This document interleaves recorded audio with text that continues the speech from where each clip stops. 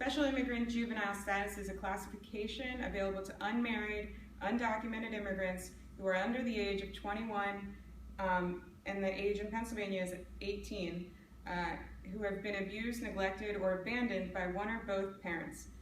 And the history of the SIJS is relatively short.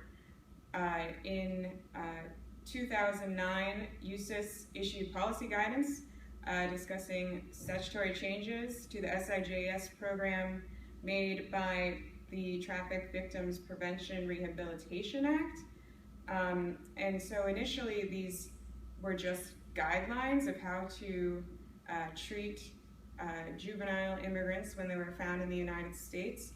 And it was basically just policy of immigration officials to receive special training about how to treat them in a more appropriate way than they would treat an undocumented adult.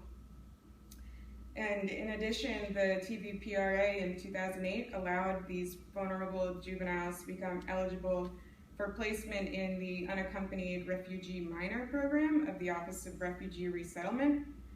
And a statement of the Acting Deputy Assistant Secretary Kelly Ryan said that they were renewing commitment to the Trafficking Victim Prevention Act, and specifically providing assistance to juveniles. And in 2011, it was actually codified into law, and now it's an actual provision in the United States Code that this status is available.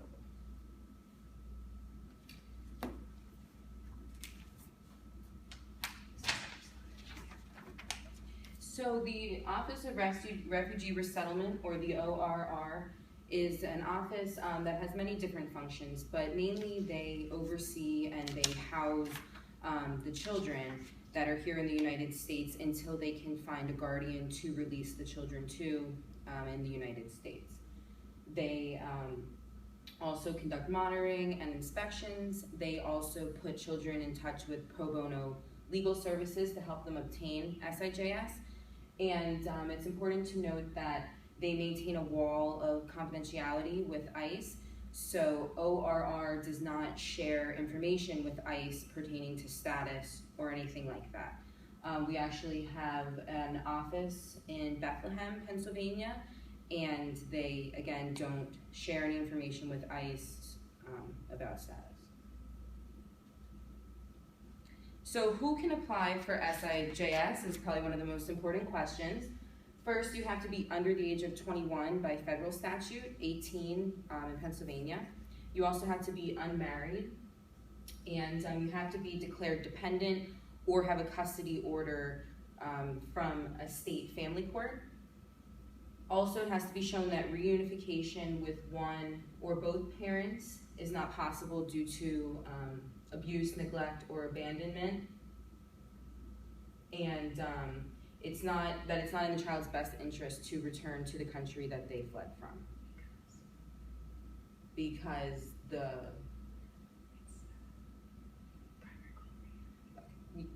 primary goal is reunification. So we're back to the law again.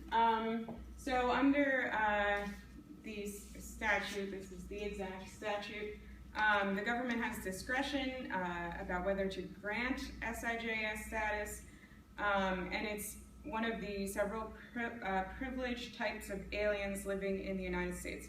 And what that means is that SIJS status is like the other types of statuses that are codified under the TVPRA. Like if you have been a victim of trafficking or domestic abuse, you can receive asylum and special status from the United States government to live here legally with not with full citizenship, but as an asylum refugee.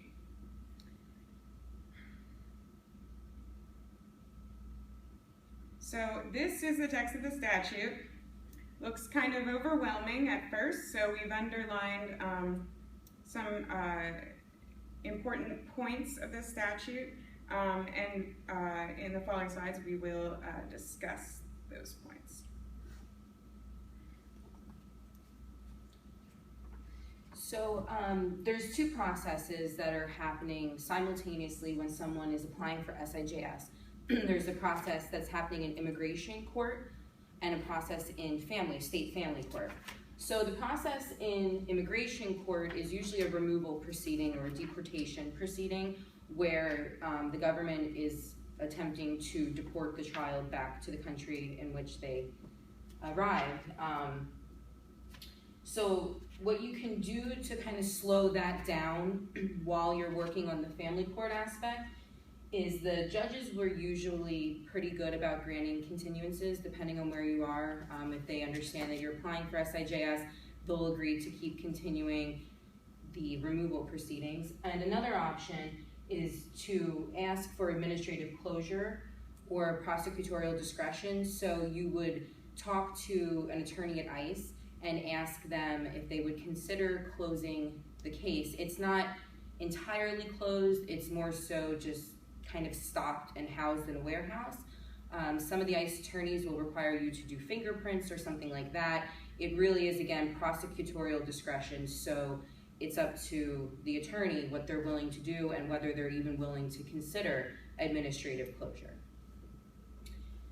Then the other aspect is in family court. So what you have to do is in family court is prove those elements of the statute. You have to have the child be declared dependent, or you have to have a custody order from the state court. So they have to make special findings, as they're called. And the findings are that the child is unable to reunite with one or both of their parents because of the abuse or neglect. That's the first finding? No, sorry, I think I got a little confused. First finding is, we have on the slide is custody. And then reunification. Okay. And third, it's not. It's okay. First trial, Sorry. So. Sorry. Little technical difficulties. Okay. Can we go back to the here? That's what it was. Okay. All right. Should we just keep going? Mm-hmm. Yeah. Okay. So first, the federal government assigns the state courts to find three things. They have to find that the child's been declared dependent in a juvenile court, or that they've been placed with a custody order to an individual or an appointed state agency. The second thing is that the court must find that reunification with one or both of the parents is not possible due to abuse, neglect, or abandonment under the law. And third, that it's not in the child's best interest to return to their home country.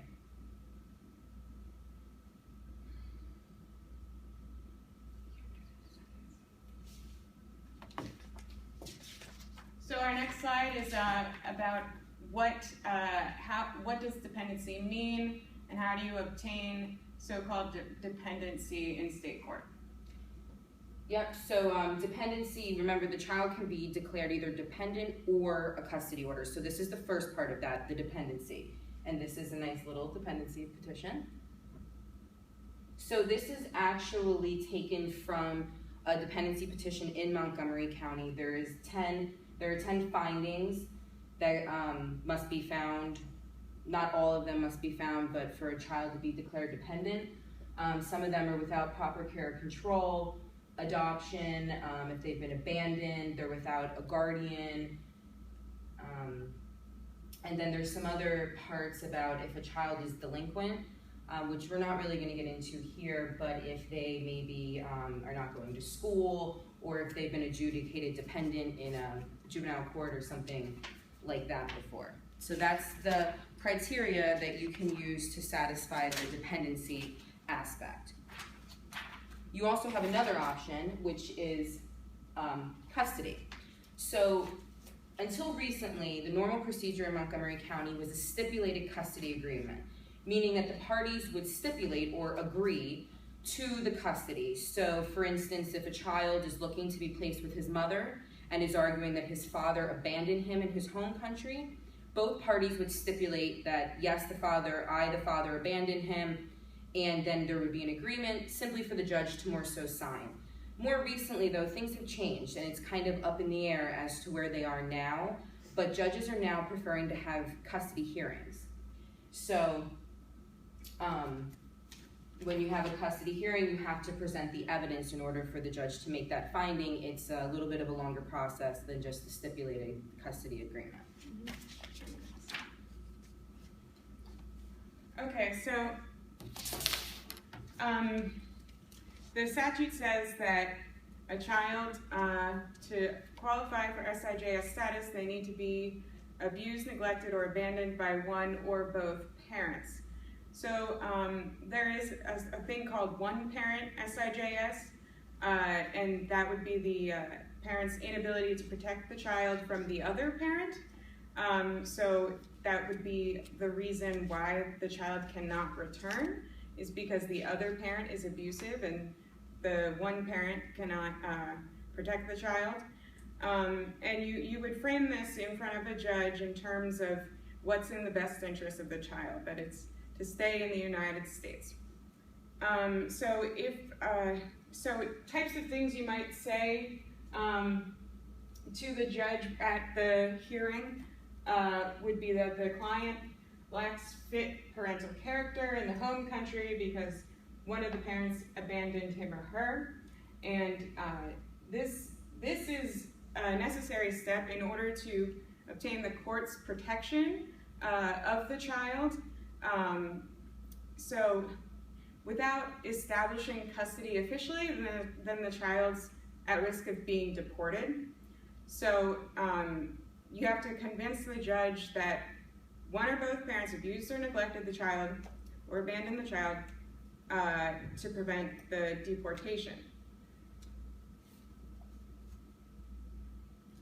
And the good news is that there are certain factors that will not be considered when juveniles make applications for SIJS status.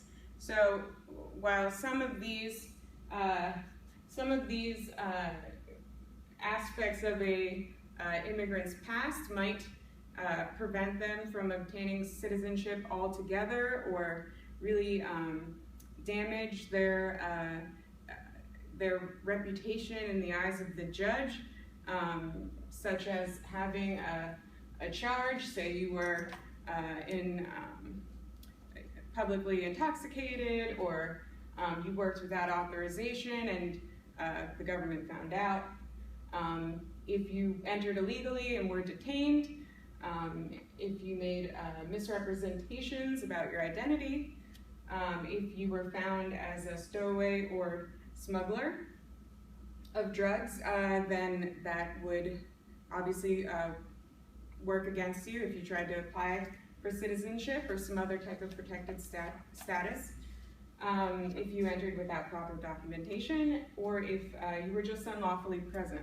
So none of these things are considered by courts in the special immigrant juvenile status case. So here we have an illustration of the cycle that these are the steps that it takes to obtain special immigrant juvenile status for your client. So first you would prepare the guardianship petition, then file the guardianship petition, appear in family court. You must serve the client's parents. That is very important, because if you haven't given proper notice to the parent who's allegedly abused and neglected the child, the court cannot sever that parent's parental rights without consent. Consent or a non-response and adequate service.